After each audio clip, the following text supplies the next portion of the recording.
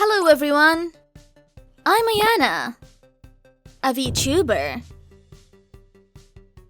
Today I'll explain envelope deformation. Let's begin! Let's start! By using envelope deformation, you can easily manipulate the influence range and weight of each bone, making editing work easier. It cannot be used for parts that require detailed editing, but it's a convenient function when you want to pose quickly. First, prepare a model to be used for envelope deformation. This time, we'll create an armature, consisting of a rectangular parallel piped in 3 bones, as shown in the figure.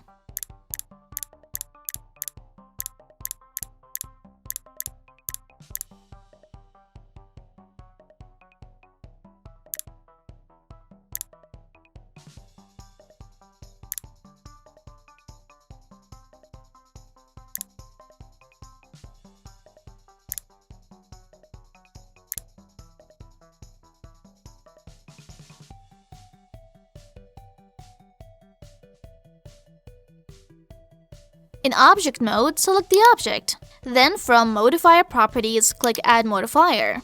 Select Armature from the list. Select the target armature from Object. Check Bone Envelope and Bind To. Select the armature and click Pose Mode from the menu at the top left of the 3D viewport. Select Bone. Click Object Data Properties. To open Viewport Display panel, select Envelope from Display As. Then the bone display switches from the octahedron to the envelope display in this way.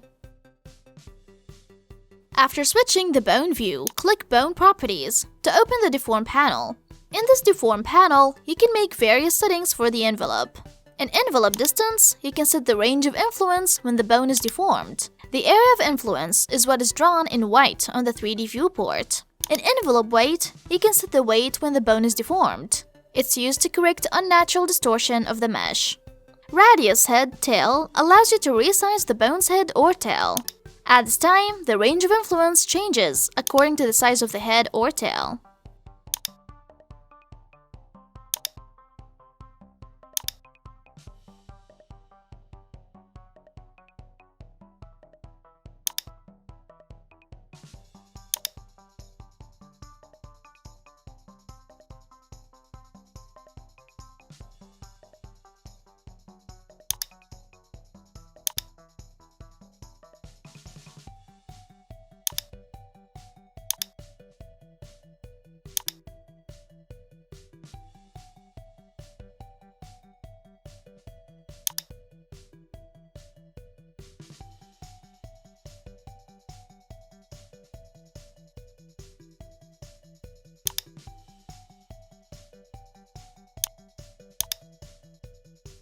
After completing the settings, let's actually deform the bones and check the movement.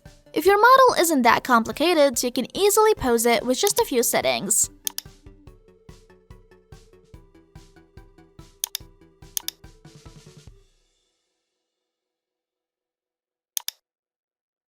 This is the end of the explanation about envelope deformation.